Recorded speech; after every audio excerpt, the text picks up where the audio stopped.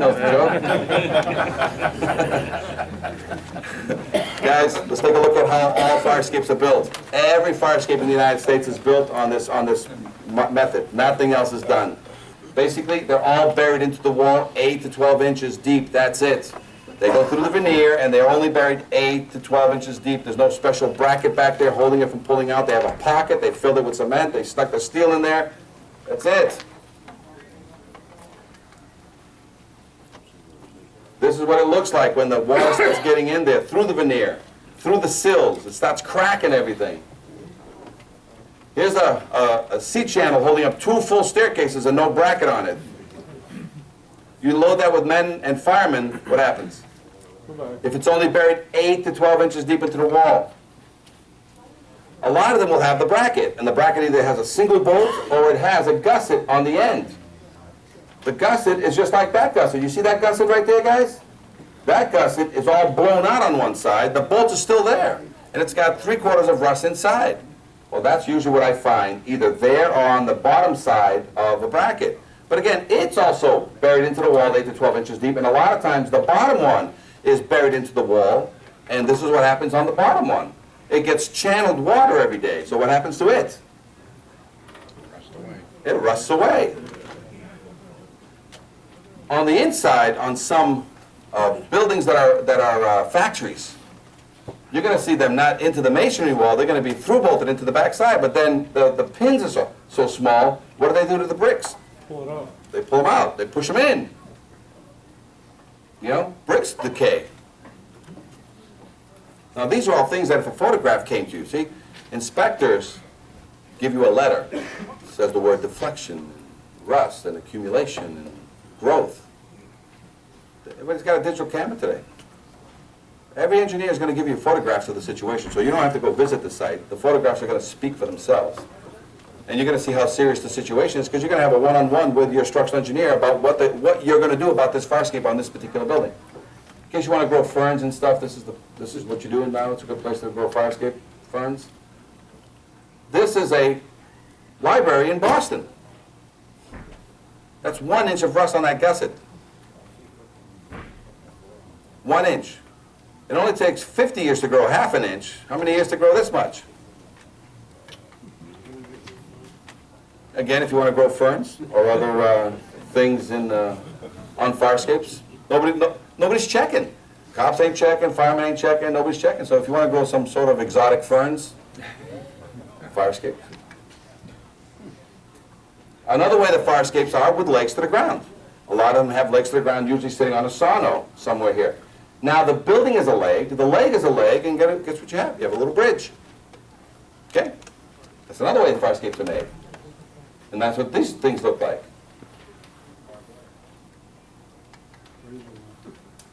Sometimes they get smashed and they get bent. But what broke here? The masonry wall or the veneer? The veneer. Everybody thinks this is the structural. So guess what a lot of vendors fix? They only fix this. They just stick it back in there, goopy, cementy, and see you later. And your wood ones. Wood is just that. Wood must have a through bolt. Whenever you see a latch screw, it's an illegal installation. Must have a through bolt.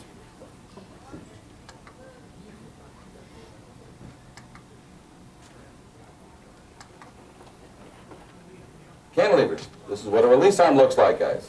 It's supposed to walk, 150-pound woman. By the time she comes down the stairs and she pushes through the release arm, guess what's already on the ground?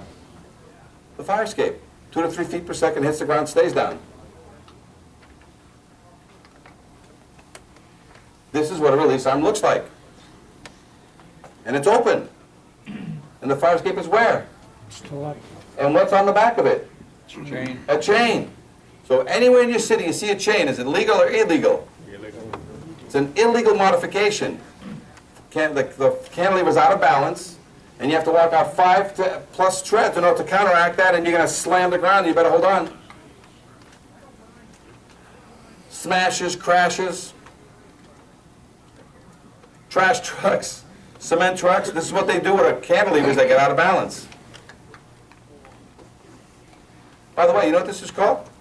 This is called the fire escape lottery ticket. You know why? Because when a trash truck or a cement truck smashes this, do I just fix this, or do I have to bring back the entire escape back into operational condition? You're doing the whole thing over. I'm doing the whole thing over. So the trash truck guy thinks I'm just fixing the cantilever. I said, no.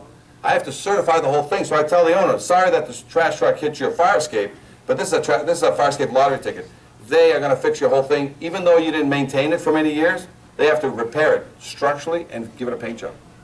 So we tell a lot of owners that have this unfortunate occurrence, I say, dude, you got a fire escape lottery ticket here. But you didn't scratch it. Somebody else scratched it for you. Staircases. Forget the tread. Sometimes the stringers that hold the whole stringer section is out of whack. So you got there's clips at the top that hold the whole stringer, and there's clips at the bottom. But every now and then the stringers, look at all the rust on the stringer. So forget about a tread giving way. The whole stringer can give way. This is a 25-story hotel in Chicago.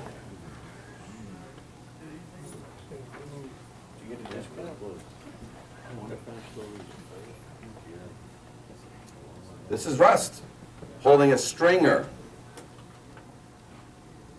This is staircase that in the middle of the night, the tenants or the firemen can't see that. Is this the same building?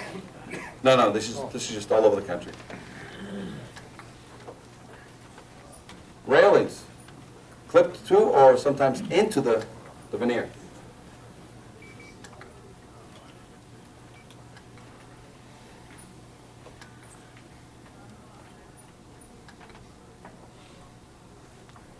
Grating. Two types of grating out there. The flat grating with the spacers in it. You think they painted the inside of these spacers? Once they rot inside, you think I can fix this? All right, two things you can do with grating. Swap it out, or can I put a piece of flat above, a piece of flat below, create a sandwich with some simple bolting, and create a squish, a sandwich, and basically duplicate this connection? Will that keep them from separating? What guys usually do is they come underneath it with a piece of flat and they weld every bar to the flat. But the bars have what on them? Lead. Can they weld those? Do they have a fire permit anyway to be welding over that backyard full of leaves on that wooden structure? So that's the end. You don't always have to replace the grating, but there's ways to basically, with connections, with bolts, to get it repaired.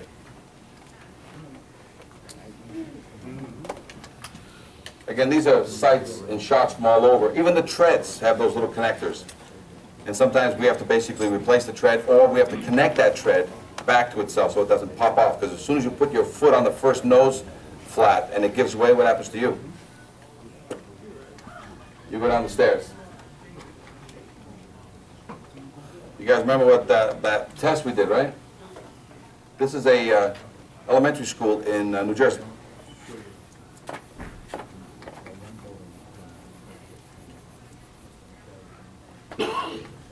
They're all out there.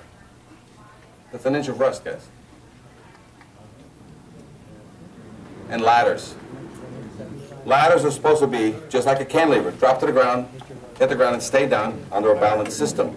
Or they can be, I believe, the lowest rung can be 7 feet. Is that what you guys normally have? It's about 7 feet. The last rung is 7 feet. You can jump to the ground. Otherwise, if you're going to make it all the way to the ground, you can, and people are breaking in, you can do fold-up ladders. You know that, right? You can put this existing ladder on a weight system so that it drops to the ground. You know what the height limit is in New Jersey? On some single families, 16 feet. You can jump 16 feet, they say. Codes are just wacky everywhere. So, but again, there's another thing people have done with their ladders, and they've taken ladders and swapped them. Here's some ladders that are typical throughout the country. You see this usually go into your attic, but they have these. It's called a 3-slide. Anybody ever seen an accordion ladder? West Coast. They basically will expand out to 25 feet. Used on every building, pretty much. That has, those 15-foot story, 15-foot mezzanine buildings and such. So it's called an accordion ladder. And you guys have the standard ladders mounted to the wall. Here's a balanced ladder, very typical down in New York and New Jersey, with a balanced weight on them. You release them, and what do? They drop 2 to 3 feet per second. If you have a release arm on a cantilever, isn't that also an anti-theft device? keeps people from breaking into your building if it's locked in. The same thing with these pins. You know, if you have a pin on it or a chain on it that is a simple device, single action requiring no special knowledge, they drop 2 to 3 feet to the ground. Ladders over to the roof. Guess who uses these? The firefighters. They have to be in perfect condition. Otherwise, these things pull off a roof, guess who gets killed? This is those flop-out ladders, they call them. People will take existing ladders and they cut them in half and then they make the top half flop out. Guess what happens when you have a ladder swinging out and you're on the bottom end of it? Drives you into the ground like a nail. Is that legal? No. So you can't do this modification to your ladder so that it flops out and hits the ground like that. 'Cause if you're down below as a fireman, as a child or a dog, you're going to kill that person or severely maim them. So, what are some of the things you can do? What I'd like to do now is, as I'm talking about what some of the things you can do, I'd like to have those, I put together an example of a typical starter pack that includes a confidence test, includes tags, includes the brochure, and I've used Boston as an example. So now, Boston is not accepting this. This is just for the class, the purposes of the class, I had to pick one city, so I did a Boston example. Now, you can do this yourself. You can go online and just get it from whatever association or whatever fire department or building department has it, and just put and download their PDF or their Word document, or you can just ask us through your association president to basically make a pack for you. So let me, while I'm talking about this, there's a sample of one on the back here, but it's naked. That's the one you would find on the Seattle, but it doesn't have your code on it. So I want to go over today what we've done. But this is the exact one that was sending you out as an example. So let's talk about what you can do. Boston, immediately after that Hank Phillippe Ryan thing, started saying, so please write that down. Your building department will not sign off on any permit, will not close a permit until you have a copy of the current certification of the fire escape. So are you asking for an inspection? Nope. You're just asking for a copy of what should already be there, that's all. And if they don't have it, what do you kindly say to them? Need it. Just go get one and we'll close this up. That's it. So this is an awareness program. Are we violating fire escapes in your city, or are we just identifying them for now? And so permit. Now, with your fire inspectors, you know how they do the smoke detector sign-off? Please ask your fire inspectors, when they're doing the sign-off, usually means somebody is getting in there to pay rent, somebody's getting in the building, there's an occupancy. What does he ask for to help you guys out? It's a checklist item. A copy of the permit, of the certification. And if that person at that time says, I don't have one, what does he say? He can still sign off the smoke detector thing, right? But what's he notify you guys about? That there isn't. So they're doing that now in certain cities. They're starting to work hand in hand with a checklist item. You guys are understaffed, budget cuts. You need to make this a checklist item. It's the thin one, it's the 4-page one. Okay, guys? So, starting your downtown. You start in your downtown, you got enough old buildings that are 5-story in your downtown that have not been certified in the past 25 years. Speak with your channel 3, if you have a cable access thing, put it on your cable 3. There's no need to change the law. Let's talk about the law. All right, guys? Does everybody have one of these? Everybody have the new handout? Let's go right to the law, right? The Mass Building Code, 101.3 used to be 1028.3, and let's go to page 2. So this is the first page, and again, this is just a sample. You can do this yourself, and you can put your logo here where it says Boston, you can put your name here, or you can have us do it for you. It's your choice. But go to page 2, please. And aside from testing and certification, which is yes, no questions, you can read them at your leisure, let's talk about right here where I put 2 codes. I put the Mass Building Code and then NFPA 101, Life Safety Code. Let's see if they both say the same thing. Let's start off with the NFPA Life Safety Code. Under materials and strength, if ever you want to go find it. I just recently found it. We did a class 2 weeks ago, 3 weeks ago in Concord, New Hampshire, and I couldn't find the code until a guy in the class says, dude, you got a book there, and he goes, it's right here. And I'm like, I could never find it. That's where it was buried. I couldn't find it. And it basically says, let's see if this makes sense. The NFPA 101 says that the authority having jurisdiction, guess who that is, shall be permitted to approve any existing fire escape that has been shown by load test. And then, or other satisfactory evidence to have adequate strength. To who? Who do they have to prove this to? Yes. To you. Now let's take a look at the Mass Building Code. All exterior bridges. Have I mentioned fire escapes yet? No. Steel or wooden stairways. Have I mentioned fire escapes yet? Fire escapes and egress balconies shall be examined and or tested. What's the word test means there? Load test. And certified. So there's the other satisfactory. For structural adequacy and safety every 5 years by a Massachusetts registered professional engineer or others qualified and acceptable to the building official, who will then submit an affidavit. Is this an affidavit? This industry standard documentation, is that an affidavit? From the engineer. You don't sign this, the engineer signs this. Is this an affidavit? It would be from him, yeah. It would be from him, right? This is from, you don't sign these things. He signs these things to you. This is nothing but an industry standard document that already exists in fire codes. By the way, we had some great success.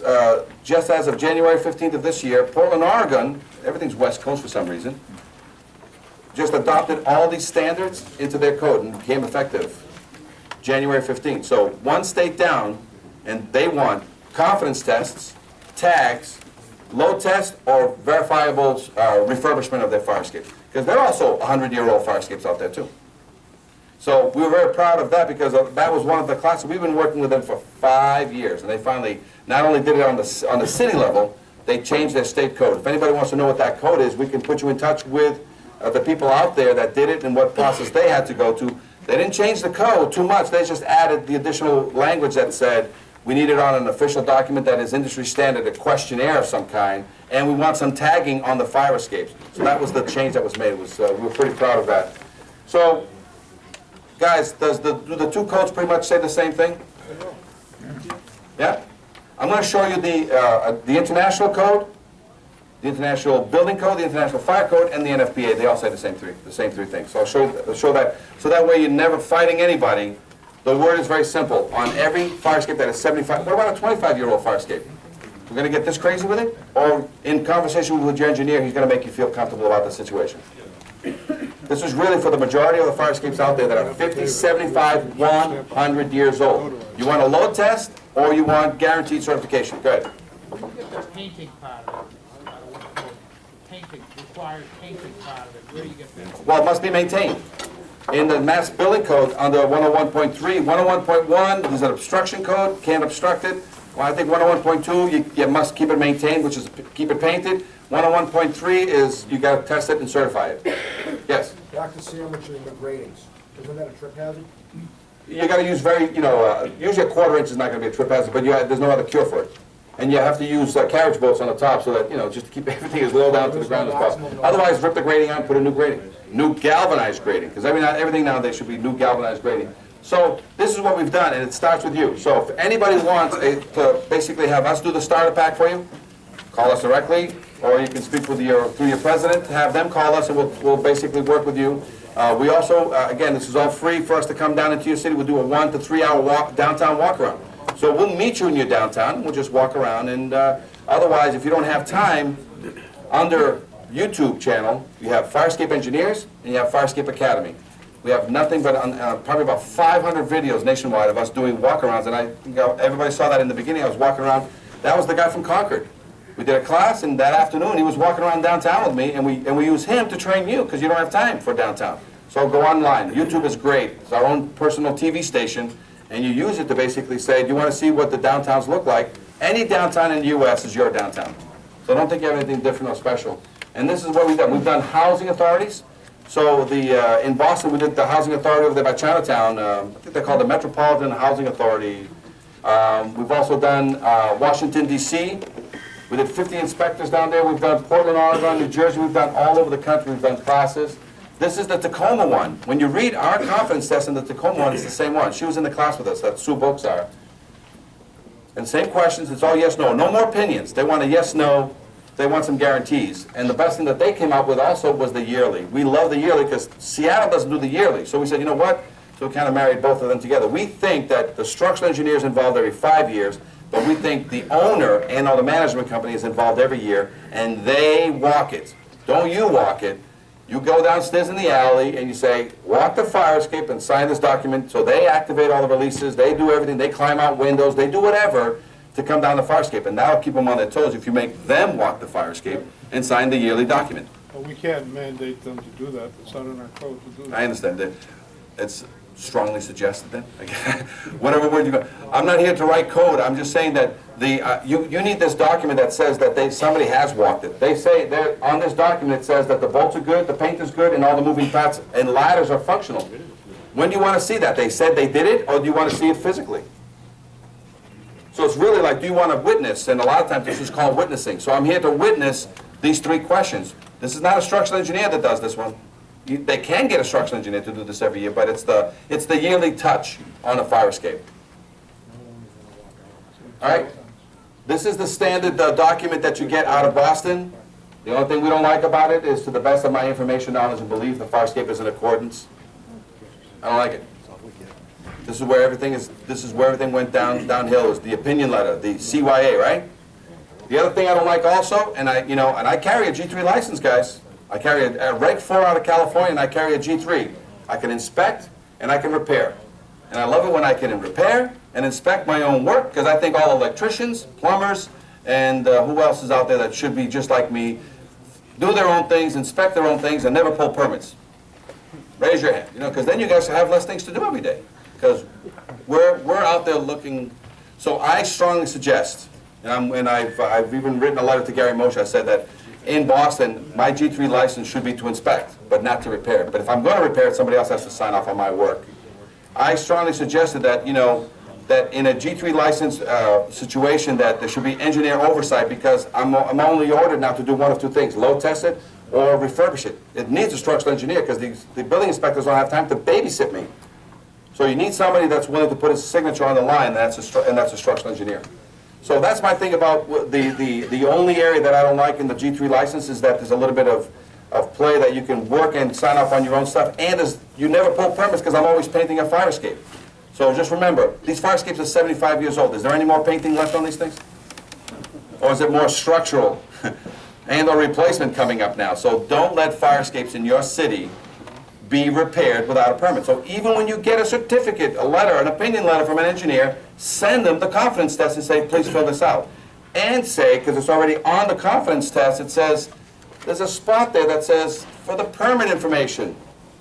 It's all asking for the permit and the renovator's license and everything. So you walk backwards. Every time you get a certificate from somebody, just walk backwards. It's a little tap on the ears, a little slap on the wrist. Say, guys, thank you for the certificate. Have your engineer fill this out now. By the way, where's the permit? Oh, no permit? Okay. Who was the vendor? Let's get him in here. Have him fill out the application. Give us what? The $200, $300, $100, $900, depending on how much it is as a percentage, so that my city can have a few more bucks to buy more coffee. And let's just walk backwards. And you basically warn that guy. Say, hey, vendor, you do this again. There's no baseball here. This is strike one, the only one. Next fire escape you do in my city, you pull a permit. Mr. Engineer, thank you for the certificate, and thank you for this. And did you walk the fire escape? Did you check and read exactly what we said? It's right here on this page. It says, under the structural, 100% of all the fire escape is 100% free of all rust in the connections. Did you read that? All critical materials and connections or joints are 100% free of all internal rust or rot. You read that, right? Because you checked yes on everything else. Did you read that? Because you signed it. And you know what we want, and we tell this to all the inspectors, because your vendor gave us a 10-year warranty. Because after you look at this fire escape, and after you clean out all the rust on these connections that took 75 years to get to this point, and you clean out the connection, you prime it, you inject it with 50-year silicone, do you think it'll last 10 years? So is it unreasonable to get from every vendor a 10-year warranty? So the owner only has to keep it painted? Because as long as he keeps it painted, guess what happens to my fire escape? It will always pass. Hank Philip Ryan told you there's 8,500 fire escapes just in Boston. You give me a fire escape a day, still leaves another 8,000 and something for everybody else. There's plenty of them. I don't know how they come up with that figure, because we had people going around trying to count them, and they couldn't find them all. I think what it was, and the story that I heard from Boston, if you're talking about Boston, they identified with a group, this is in the 70s, 8,500 fire escapes, they put them in a file cabinet, and then it just sat there, and that's the process. Well, there was a special, I was there at that time, there was a special grant that was given to the city of Boston to go out and have people, unqualified people, identify All the fire escapes. fire escapes, and then send the inspectors, me and others, these things saying, go out and inspect them, they're not gonna pass. You know, all I wanna do is say, hey, you've got a affidavit from a licensed engineer saying that is okay, and that's all I care about. Boston.gov, permits, search permits, other documents. What do you find? All the documents that are in there, including permits, from the jacket. Guess what you can find on Boston.gov? The last certificate given to that building. And a lot of times those certificates are 5, 10, 15 years out of date because they've digitized every single one. Yes. What's the average inspection cost? I know it depends on how many and how high, but Good question. Every structural engineer out there will charge you anywhere from $75 to $175 an hour. He's going to take 5 to 10 hours to do every fire escape inspection on a standard 1 to 3 story kind of thing. So you do the math, and that's a structural engineer's fees. Most general iron workers who are calling themselves inspectors are charging anywhere from $100 to $500 for every one of those inspections. But a lot of them don't generate a report. It's just, it's a pass-fail, like eyeball test, but that's what you're getting. The average that we charge for inspections could be as low as $89 for a balcony and $489 for a 5-story.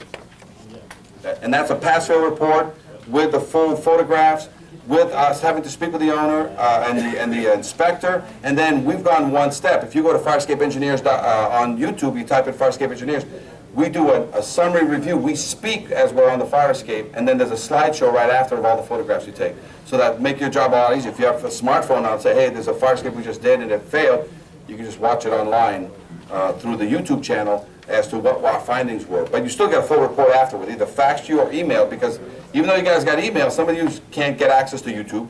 Some of you don't have emails because you got bombarded or whatever, so we have to use snail mail or fax to get this information back to you. and you're saying most of the states you go to, the fire department controls this? 40 out of 50 states, it's fire department. I do fire training more than I do building training. Question? So, you guys structural engineers, so No? you have a structural engineer on every report that you do? No, again, in Massachusetts, structural engineers are others acceptable to the building official, others acceptable, right? But we have structural engineers on staff, if that's your question. Yeah, I'm Yeah. just wondering, so there's no design of fire escapes in our code, so there's no code reference for each bolt and each repair, so how can you have, other than a registered engineer, do a design, do a repair design? on It's a simple, fire when you're going, it's simple today. I don't care about any of these bolts because every one of the major structural connections has to be blown out anyway. I have to replace it with a new bolt. And here's the great thing. If I load test the fire escape today, a good fire escape, no rust in its connections, is there any liability for me after I load test it? I load tested it. Something happens after the load test. A year later, something happens on the fire escape. And I load tested it a year ago. Any liability? You passed the day you did it, right? Right, it load tested that day. We refurbished the whole fire escape, okay? So we didn't load test it, we refurbished 100% of all the connections, the major structural. And 1 year later, the fire escape fell. Do I have any liability? And there's a signature for an engineer, stamp on it. Do I have any liability? Yes. None. The bolt company does. Because I didn't fail, I did the second thing you can do by law. Load tested are the satisfactory evidence, which is a full refurb. Can I go any further other than a full replacement? So I refurbished, and we get there, we do an investigation, and one of the bolts sheared. Who are you suing? The bolt company, who has manufacturer's insurance. And we go there, oh, this is a bolt from China, whatever, and that's not but we did the only two things. So now, the word guarantee is starting to come back in, which is a load test will get you the word guarantee, and refurbishment will get you that, because now we're passing the liability onto the bolt company, as long as the work is done right and overseen. Okay, then we can't sue you, but what No, we're always going to get sued, but we can kind of tiptoe a little bit more away, and we bring in Joe Bolt Company. That's all we How do. about an engineer? I mean, No, he's going to get sued, but he did everything that the law said he had to do. So he's in the mix, but they start tiptoeing because it's really what really happened that day was on the refurbished fire escape. Some bolts sheared that should have never sheared by law or by because of whatever. So it's a design flaw that we had nothing to do. We just put in what they got. Here's the 3 codes. Ready, guys? We went over the testing, right? We went over the testing, and we're pretty clear, right? That shall be examined, so that's a critical Keep it down examination. back there, please. So that's a critical examination. Tested, that's a load test, so it's already in your code, man. I've never done a load test in Massachusetts, ever. I never had an engineer ask me for a load test, ever. But is it in your code? Do we have to rewrite code, or is it already here? And certified. What's the word certified means? That's another word for refurbished. So if I only want to spot paint my fire escape, what are you going to make me do? I only want to fix a couple of bolts, a couple of treads, and a couple of connections. What are you going to make me do? Engineer. You're going to make me test it. Anything that's spot repaired from now on must be load tested. You refurbish it, what do you avoid? In lieu, you avoid the load test because you're giving me satisfactory evidence, and that's the NFPA. The authority having jurisdiction shall be permitted to approve any existing fire escape that has been shown by load test or other satisfactory evidence to have adequate strength. We're putting the dirty word in your mouth now, guys. It's the word load tested or give me other satisfactory evidence to avoid this load test. Because these things are 75 years old. The 3 codes, 50 states use these 3 codes. The International Fire Code says testing and certification. I have to cut it down a little bit, right? But you go to any International Fire Code, it says this. Testing and certification. Any fire escape system found to be in a state of deterioration or unsafe shall be repaired immediately. Depending upon structural condition, a load test shall be conducted. So the word depending upon structural condition, so who do you have to satisfy not to load test it? The fire official. That's their codes. Nationwide, that's the International Fire Code that various states have adopted, and that's the exact code, 1028.6. The NFPA code, we've already done, authority having jurisdiction.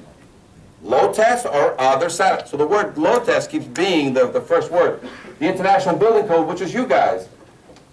All exterior fire escape systems shall be examined or tested, which means spot repaired and then load tested, or certified for structural adequacy and safety, which means fully refurbished in lieu of a load test.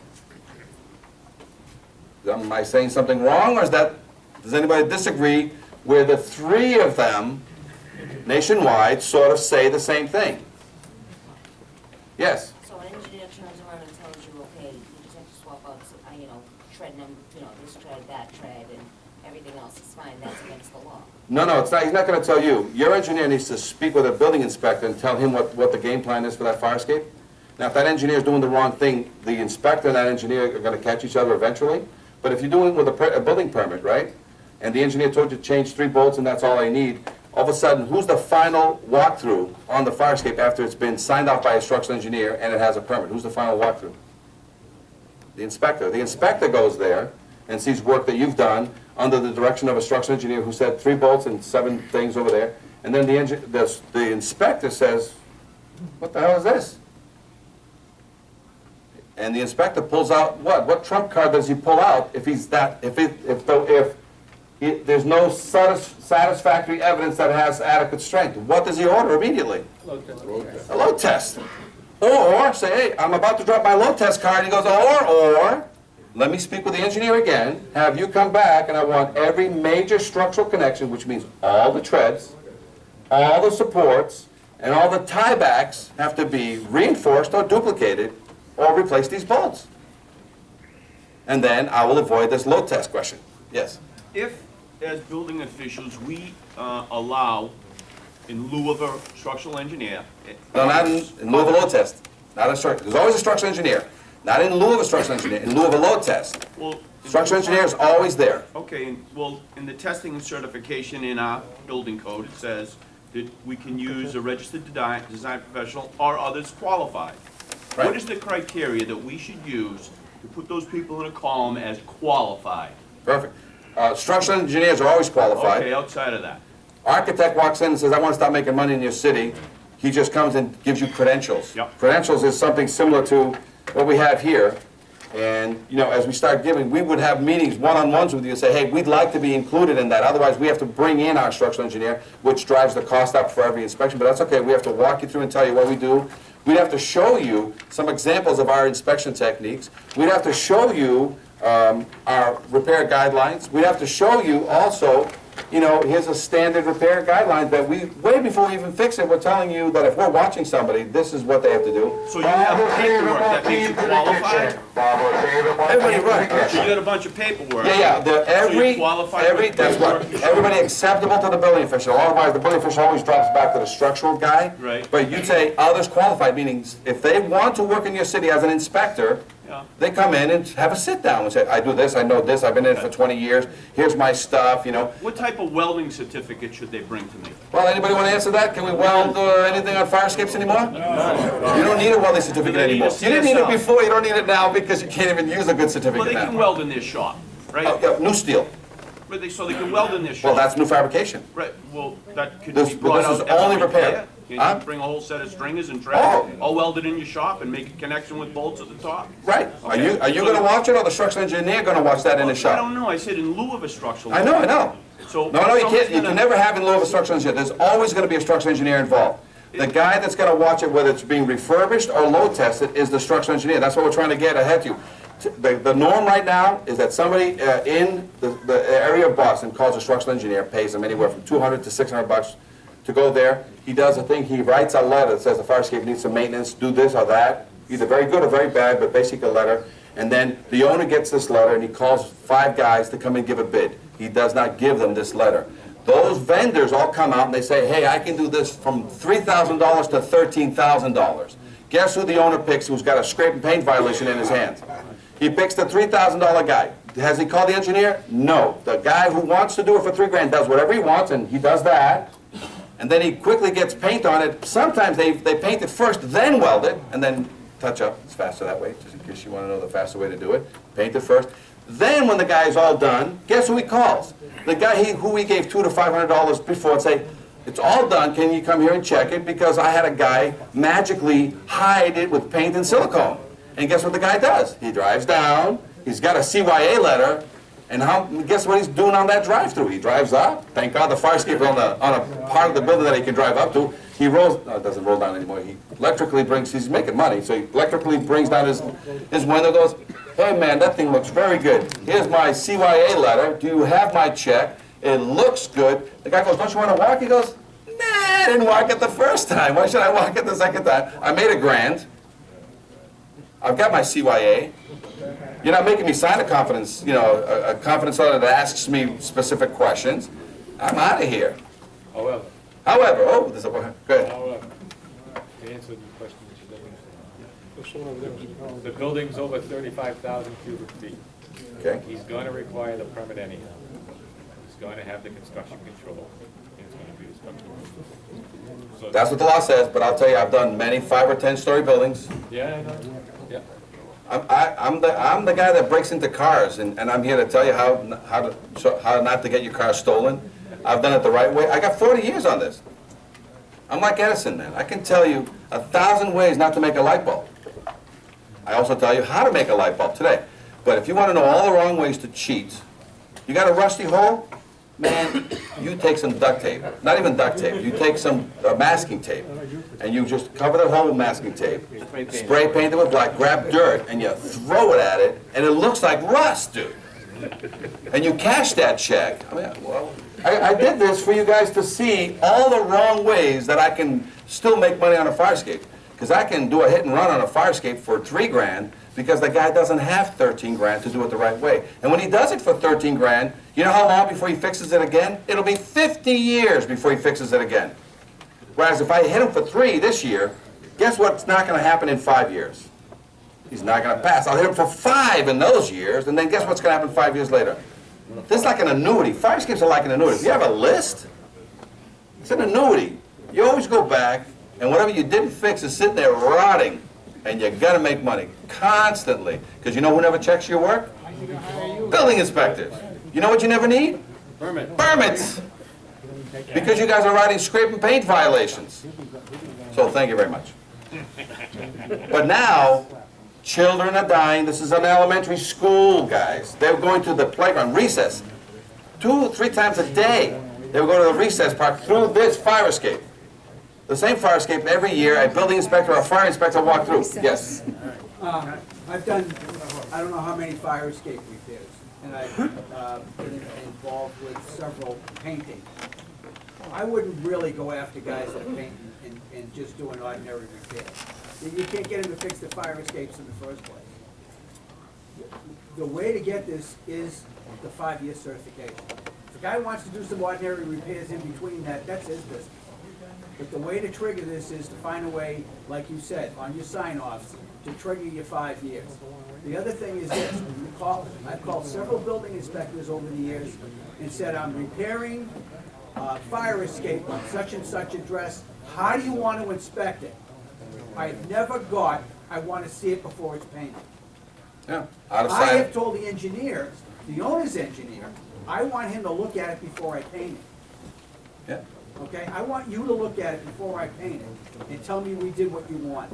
And I've always asked them, even when I got a scope of work, is this as a result of an engineer's report? I want the report. Well, he's basically saying what is happening. It's the bastard child of egress. Guess what kind of attention it gets? But now that it's 75 years old, and I'll get you just a question in a second. Now that it's 25 years old, are we all in agreement? Can we weld ever any more fire escapes in Massachusetts? No. If they have lead on them, you can't weld them. You need a fire permit and all these things. Emergency repairs. Can I put a tread back with the bolt that was originally there? So there's your emergency repair.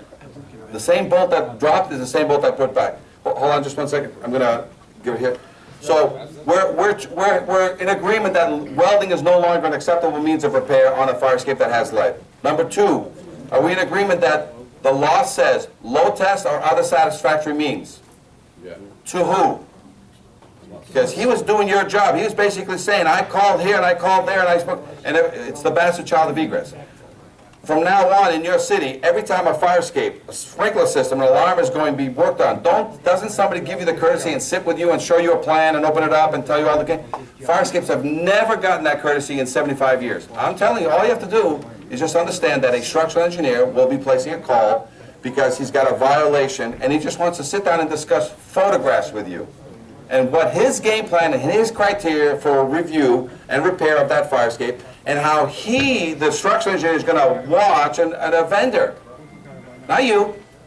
The only thing you're going to do is at the very end, when you go and check the permitted repairs, is check the engineer, because the engineer just signed up and says, I'm telling you, it's great. But when you do your walkthrough and you go do the final yourself and you see that there's a lot of crap still there, who are you going to blame? The vendor or the engineer for not proper oversight? An engineer. So this is just tying you guys back up. So what was your question? Then we'll go to your question. I know mostly everybody has the same problem. It's staffing. You have 40 states having the fire department do it because they have 6 or 7 inspectors doing inspections, and most towns have 2 or 3 building inspectors. Correct. You know, that's what's happening. So how many inspectors are going to go out and if someone says they're painting fire escape, you're going to go out? You can't do your regular work. Yeah, you got to make it a checklist item. By making it a checklist item that you have to pull a permit. So no matter when you get your document, you get a certificate at the end, fill in the blanks backwards. You write a violation, you have to tell the owner, as soon as you hire an engineer, have him call me before any work is done. Okay? And that engineer, what you're going to send him? You send him, you give the client this document. We've already made it for you. This was help. We got help from a state building inspector that told you generic. Keep it clean, not promotional, and basically it tells what the code is and what you're looking to do. And with that checklist item, that's how it's going to help your staff. You can't remember this. It has to be checklist item. It should be done with every department in your city, like the rental. A lot of buildings you're not in, the rental guy should have maintenance, a certificate of fire, procedure. housing, yeah. The housing. And if it's not happening, just call Help Me Hank. Help Me Hank. Yeah, just call Help Me Hank. I'll be within 1 second. Just so you know, guys, we do have, when you go to Firescape Academy on YouTube, the videos there show building departments. The videos there are housing departments. The videos there are fire departments. So if you have a connection in the fire department, you send them one of our videos. You don't have to send them this video. They don't want to watch your videos. They hate your guts. So you send them fire department videos. I got them from all over the country. And vice versa, when it's the property maintenance or the housing guys, the housing inspectors, you send them a housing training class because it's geared to them. Okay? So it's on Fire Escape Academy. When you go on YouTube, just type in Fire Escape Academy. About 500 videos we've done. This will be online in 30 days. So in case you retire, give up, forget, go back and watch this very same class. Okay? So, now your question, yes? The process should be the same as a regular building, a rough and finish inspection. Yes. When the building inspector shows up for the rough inspection, that's when the engineer certification should be in his hand. The building inspector on the finish can see the thing's painted. Right. He doesn't need the engineer after, who may only look at it after it's been painted. I have- If you force him to look at it before it's been painted, he'll pick up stuff. I have 2 cures for this right now that are immediate, and I know they're gonna work. One is, I want all electrical and plumbing and anybody else holding a license to be able to sign off on all their work and just ease the load on you guys a little bit and be just like Fire Escape guys. Not only repair them, but we can sign off on our own work. That's one of the things I'm gonna fight for. And if that's not gonna fly, the second thing is that I'm also looking to do nationwide is have all rent checks now collected through the fire escapes from now on. So anybody paying their rent should duct tape their rent check to the outside of the window, then call their landlord and say, hey, I have your rent check. It's outside the fire escape, and come and get it. And I don't know why you haven't been here. There's 3 months worth of checks there that you haven't picked up already. So is there a problem? You know what I'm saying? Other than that, the codes are there to support you guys. There is property maintenance codes. There's all this issue about can you touch a 1-2 family. Guys, I'm just here to tell you that the fire code, the building code, the NFPA all say the same thing. So whenever somebody's trying to dodge you and whatever, every code says the same thing. You write a violation, the first thing out of your mouth is the word what? What's the dirty word now? Come on, guys. It's like a concept. All right, the first dirty word which you've never uttered in 75 years. You write a violation, you walk outside, and you scare the crap out of them by saying the word load test. Or other satisfactory evidence, which means they're going to say what to you? They're going to say, huh? What's that mean? Great. For the first time, there's going to be dialogue. So you write a violation, you send them one of these forms, either electronically or they pick it up at the desk because they're going to come in screaming, and your secretary there hands them what? This document that answers every engineer's question, every vendor's question, and every painter's question, so they don't have to speak with you and you don't have to answer the phone. So write a violation and immediately attach this, or write your violations on the back of the sheet, you know, just to save yourself a little time. But the dirty word that comes out of your mouth, you wrote a violation on a fire escape, the first word is I wanna, or other satisfactory evidence. That's it. And who's going to give you that other satisfactory evidence? Structural engineer or others that have gone out of their way to prove to you that they want to do business in your city. Otherwise, structural engineers. Confidence tests, you can get them right online or we'll do them for you. The yearly. In the back. We're at the Keep it tail. Is down. it? What time is it now? Just so I can. Very good. I'm just now gonna. This is the quick quiz for you guys. Ready? This is just something that just came out of. We did a class up in Lowell. They're sending this letter out with the next tax bill. And you know what it says? We're starting to identify fire escapes. We're not inspecting fire escapes. We're starting to identify all the fire escapes in Lowell. So this is going out with a letter that says we'd like you to be aware that we are now taking attention to the fire escape. So if you want to copy this letter, we can always send it to you. This is what a letter looks like. If you wrote a violation to me, I will send you this letter. I'm going to ask you to tell me, do you want a load test? Do you want refurbishment? Or you want spot repairs in a load test? You tell me, because I'm going to tell you what documentation you're going to get. This is me to you saying you wrote a violation.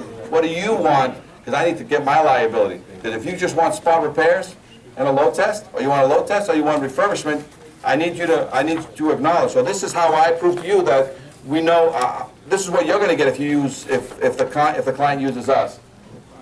We're also going to be talking about repairs and guidelines. Let me just go back one. Repairs and guidelines. This is what we would tell you, and it's easy. If I'm fixing a tread, 100% of rust removal. I'm fixing a support, 100% of rust removal. I'm fixing rails, 100% of, pretty easy. But in case you want to get a standard, you got a guy out there that's doing repairs in your area and he doesn't have a standard, read this. It's in your book. It's a standard of how to fix everything on a fire escape. And you know what the first word is? Remove 100% of a connection, then prime it, bolt it, seal it, paint it. So pretty standard. This is one of our typical confidence tests that we do. This is a pass-fail, and this is supporting photos that say it's crap. There's our tag. It's a yellow.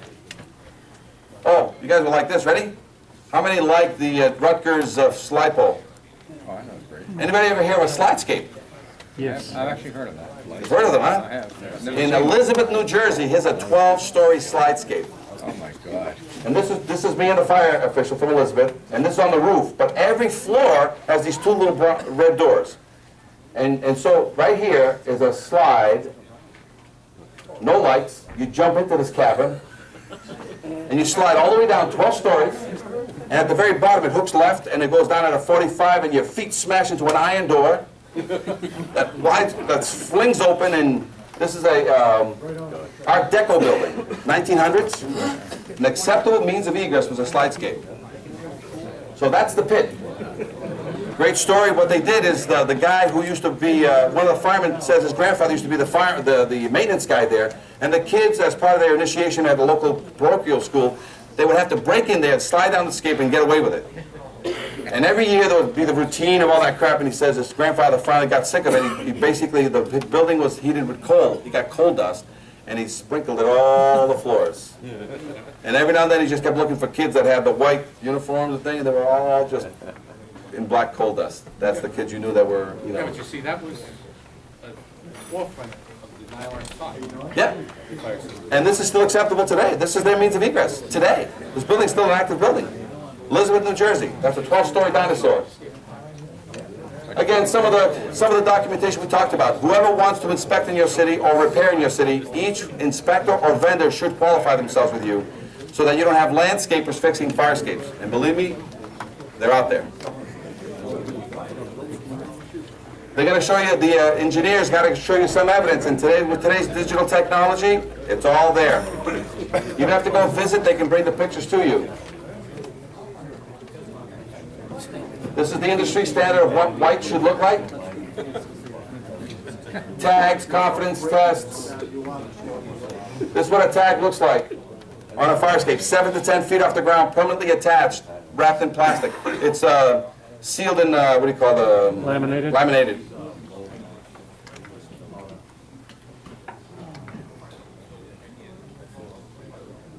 You guys like this? This was with the help, we came out of another class just like this, and we were trying to figure out a way, and the state official said, dude, if it's a department